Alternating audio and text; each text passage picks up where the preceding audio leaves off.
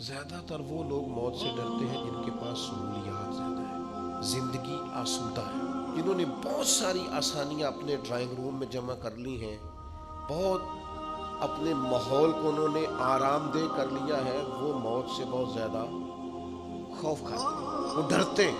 موت کا ڈر انسان کو بزدل بنا دیتا ہے۔ ایک دفعہ بھی زندگی میں کلمہ حق نہیں کہہ سکتا وہ کچھ لمحوں کے لیے بھی احقاق حق کے لیے کھڑا نہیں ہو پاتا۔ موت کا خوف لوگوں کو رات کی نیند ان کی لے جاتا ہے۔ موت کا ڈر وہ اس طرح سے انسان کے گرد شور کرتا ہے جیسے کوئی سانپ پھنکار رہا ہو۔ موت جن لوگوں کے قریب آ جاتی ہے وہ بزدل ہو جاتے ہیں۔ وہ صرف سانپوں سے نہیں ڈرتے، رسیوں سے بھی ڈرتے پھرتے۔ چھوٹی چھوٹی چیزوں کے معاملے میں خوف زدہ ہو جانا، زندگی اپنے لیے دشوار کر لینا، اور اس کی دلیل صحیح حدیث میں موجود ہے۔ نبی کریم صلی اللہ تعالیٰ علیہ وسلم نے فرمایا صحابہ سے کہ قیامت کے قریب لوگ تم پر اس طرح ایک دوسرے کو بلائیں گے جیسے کھانے پہ بلایا جاتا ہے، آؤ مسلمانوں کو ماریں، آؤ مسلمانوں کو ماریں، آؤ۔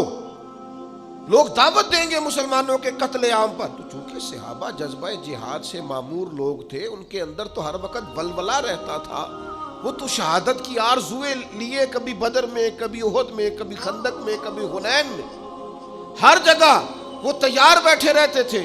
تو عرض کی یا رسول اللہ ایسے کیسے ہو جائے گا؟ کیا ہم لوگ تھوڑے ہو جائیں گے؟ مسلمان محدود ہوں گے؟ فرمایا تم تو بڑی تعداد میں ہوگے، مسلمانوں کی کثرت ہوگی، 56 کے قریب اسلامی ممالک۔ تو یا رسول اللہ پھر کافر ہم پر کیسے لوگوں کو بلائیں گے؟ تو فرمایا تمہیں وہن ہو جائے گا، کمزوری آ جائے گی۔ یا رسول اللہ وہ کیسے آتی ہے؟ فرمایا جب دنیا سے پیار ہو جائے اور موت کو بندہ ناپسند کرنے لگے، اسے موت سے کراہت آئے، وہ ڈرے کہیں مر نہ جاؤں، کہیں موت نہ آ جائے۔ جو ڈر ڈر کر مریں گے مر وہ بھی جائیں گے، اور جو مولا علی شیر خدا کی طرح میدان میں تلوار لگنے پر کہیں گے شہادت کے وقت کہ فزت برب الکعبہ، لو بھی کعبے کے رب کی قسم علی کامیاب ہو گیا ہے، تو چلے تو وہ بھی جائیں گے، رخصت تو وہ بھی ہو جائیں گے۔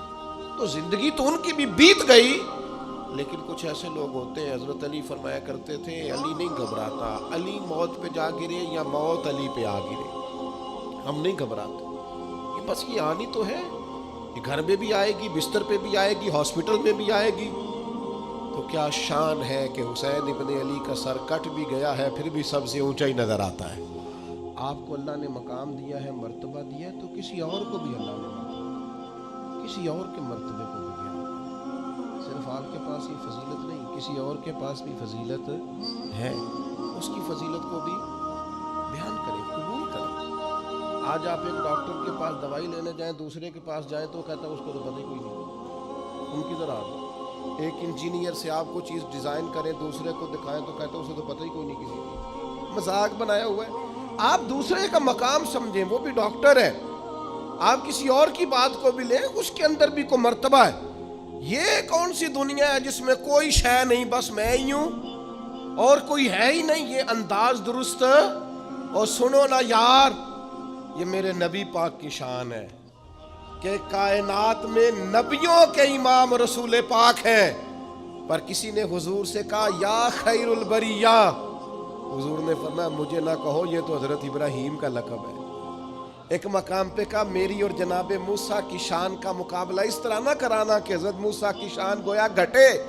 رسول پاک نے حضرت عیسیٰ کا مرتبہ بیان کیا، جناب یوسف کا مرتبہ بیان کیا، حضرت صدیق کی شان بیان کی، سیدنا فاروق کی عظمت بیان کی، حضرت عثمان کو حیا والا کہا، مولا علی کی عظمتیں بیان کی، نبی کریم علیہ السلام نے جناب عمار ابن یاسر کی شان بیان کی، ابو عبیدہ بن جراح کو امین امت کہا، اور کریم نے فرمایا بلال کیا عمل کرتے ہو؟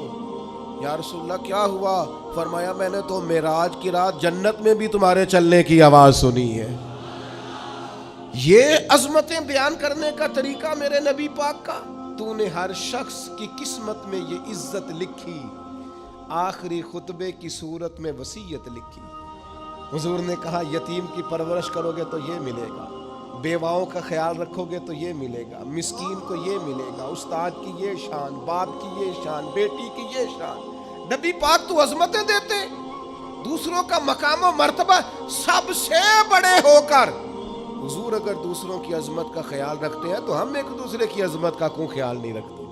ہم ایک دوسرے کی شان کو کیوں بیان نہیں؟ وہ ایک جگہ پہ میں موجود تھا، مجھے ایک صاحب نے پوچھا، اس نے کہا جی تسی مدرسے جڑے بچے پڑھا دے انہوں ڈاکٹر کیوں نہیں بنا دے، انجینئر کیوں نہیں بنتے مدرسے کے بچے، مدرسے کے بچے جو ہیں یہ پائلٹ کیوں نہیں بنتے؟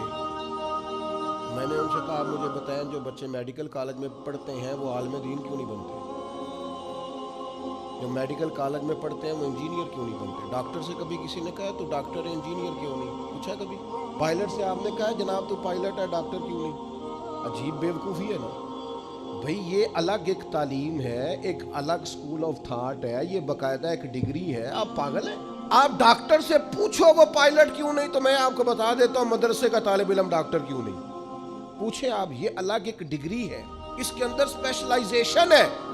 جب بچہ درس نظامی کرتا ہے تو پھر اس سے پوچھا جاتا ہے تو انہیں شیخ الحدیث بننا ہے، شیخ القرآن بننا ہے، شیخ الفقہ بننا ہے، فقہ میں تخصص کرنا ہے، حدیث میں کرنا ہے، تفسیر میں کرنا ہے، یہ الگ ایک پورا شعبہ ہے۔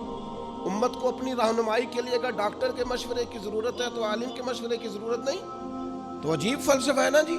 اور روز جس کا جی چاہتا ہے وہ ٹی وی آ کہتا ہے جی مدرسوں میں بچے ڈاکٹر کیوں نہیں بنتے؟ آپ مجھے بتائیں میڈیکل کے بچے عالم کیوں نہیں بنتے؟ میڈیکل کے بچے پائلٹ کیوں نہیں بنتے؟ مذاق بنا رکھا ہے آپ نے۔ باقی یہ ہے کہ آپ ہمارے پاس آئیں، مدرسوں کے بچوں کے پاس بیٹھے، اور میں ذمہ داری سے کہتا ہوں ابھی تو ان بچوں کو بھی اپنی شان کا نہیں پتہ ان کی کتنی ہے۔ آپ ان کے پاس آ کے بیٹھیں، انشاءاللہ کسی ڈاکٹر سے کم نظر نہیں آئیں گے، کسی لیکچرار سے چھوٹے نظر نہیں آئیں گے، انشاءاللہ یہی چراغ جلے گا تو روشنی ہوگی۔ تو میرے عزیز عاجزی کریں، دوسرے کے وجود کو تسلیم کریں، اس کے وجود کو قبول کریں۔ میں الحمدللہ مدرسے کا پڑھا ہوا ہوں، لیکن میری طبیعت خراب ہوتی ہے تو میں ڈاکٹر کے پاس جاتا ہوں۔ میں نے کبھی نہیں کہا کہ مجھے ڈاکٹر کی ضرورت نہیں، مجھے ہے۔ یہ ہم نے تعمیرات کی ہیں تو ہم نے باقاعدہ نقشہ نویس بلایا ہے، نقشہ نویسوں کے ساتھ میٹنگ کی ہے، جس کی ضرورت ہے اس کو بلایا۔ ہر شعبے کا بندہ اس کی قدر کریں، اس کا احترام کریں، بلکہ وہ شخص جو صرف ایک سوئچ لگا دیتا ہے نا، جس کو آپ الیکٹریشین کہتے ہیں، اوے کہہ کے آواز دیتے ہیں، شان اس کی بھی بڑی زیادہ ہے، اس لیے کہ اگر وہ روشنی نہ کرے تو پھر بھی نظام چل سکتا۔